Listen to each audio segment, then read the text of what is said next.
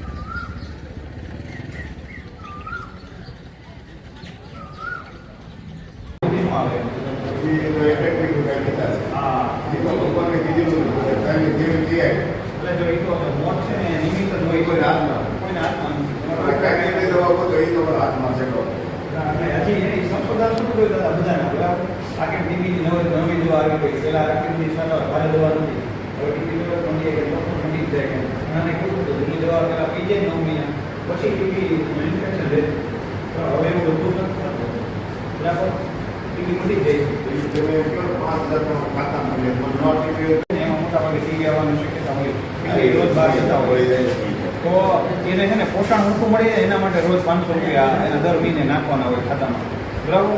પરંતુ પછી આ લોકો બીજી રીતે વાપરે અલગ વસ્તુ છે.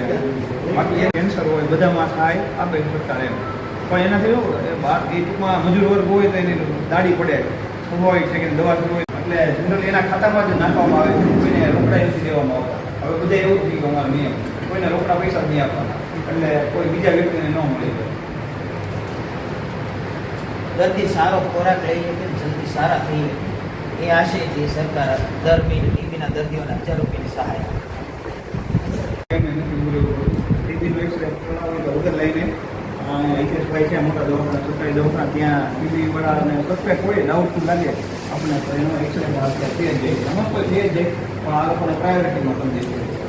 લાઈનમાં ઊભા નથી, બીજા બધા એક્સરે હોય તો પેલા ટીબી વાળાને પહેલાં લઈ જાય.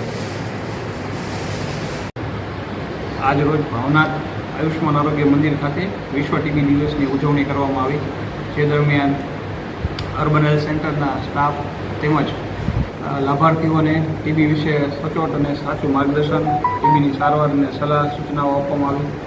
આ કાર્યક્રમમાં અર્બન હેલ્થ સેન્ટરના તમામ સ્ટાફ, ટીબી વિભાગના સુપરવાઇઝર હિતેશભાઈ અને અર્બનના સુપરવાઇઝર દીપકભાઈ નાથાણી તેમજ અર્બન હેલ્થ સેન્ટર સીઓના સર્વે સ્ટાફ હાજર રહેલ. રાષ્ટ્રીય ટીબી નિર્મૂલન કાર્યક્રમ અંતર્ગત હાજર રહેલ તમામ લાભાર્થીઓને ટીબી શું છે, ટીબીની સારવાર સંપૂર્ણ કેવી રીતે લઈ શકાય, ટીબીનું નિદાન વગેરેની સચોટ અને સમગ્ર જાણકારી આપવામાં આવી.